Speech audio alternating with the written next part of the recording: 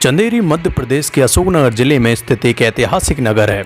यह स्थान मालवा के पठार के उत्तरी हिस्से में पड़ता है और ग्वालियर से है 230 किलोमीटर दक्षिण पूर्व में है।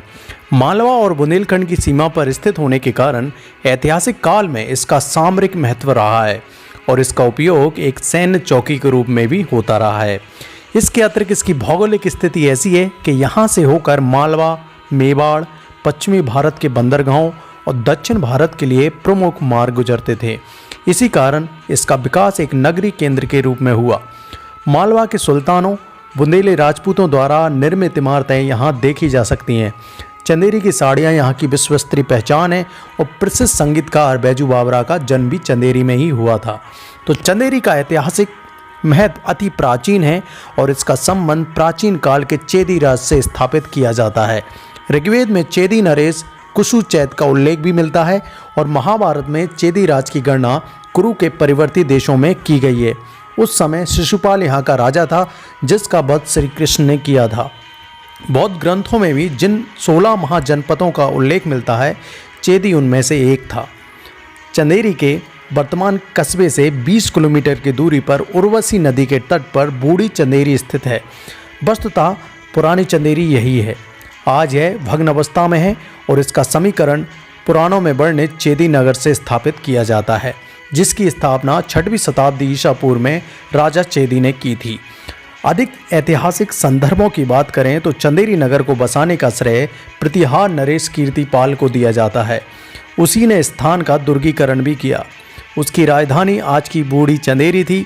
फारसी इतिहासकार अल बरूनी ने भी इस नगर का उल्लेख किया है। दिल्ली सल्तनत के काल में सुल्तान नसरुद्दीन महमूद के लिए चंदेरी को बलबन ने जीता था। इसके बाद मामलुक, खिलजी, तुगलक इन सभी ने चंदेरी पर आधिपत्य बनाए रखा और इसे दक्षिण अभियानों के लिए एक आधार के रूप में इस्तेमाल किया।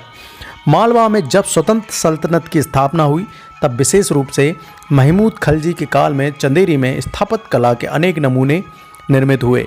1520 में चंदेरी पर चित्तौड़ के राणा सांगा का अधिकार हो गया और जिसने इसका प्रभार मेदिनी राय को सौंपा।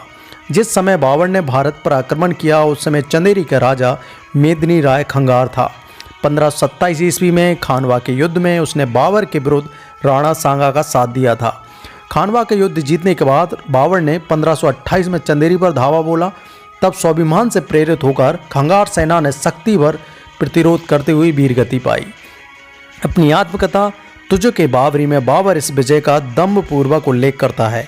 यह एक भयंकर युद्ध था जिसमें पुरुषों ने वीरगति पाई और महिलाओं ने अपने सतीत्व की रक्षा के लिए जौहर किया। यहाँ के लोक साहित्य में जौहर की अनुगूंज आज भी सुनाई देती है। इसके बाद चंदेरी अल्पकाल के लिए शेर शाह के अधीन रहा। 1558 में यह मुगलों के हाथ में आ गया। अबुल फजल ने इसका वर्णन एक समृद्ध नगर के रूप में किया है। मराठा काल में चंदेरी सिंधियों के आधिपत्य में आ गया और 1844 में यह अंग्रेजों के आधिपत्य में चला गया। 1857 की क्रांति के दौरान कुछ समय के लिए चंदेरी ब्रिटिश आधिपत्य से मुक्त भी हो गया था और 1861 में से सिंधिया राजवंश को पुनः सौंप दिया गया। तब से लेकर 1947 तक यह उन्हीं के पास रहा। तो ये है चंदेरी का इतिहास जो अधिकतर क्वेश्चन पेपर में पूछा जाता है। MPPSC में आप इस तरीके का अगर नोट्स बनाते हैं और पढ़ते हैं तो आपको चंदेरी पूरा क्लियर हो जाएगा। नए हैं तो चैनल को सब्सक्राइब जरूर करें और वीडियो को लाइक ज़रूर करें।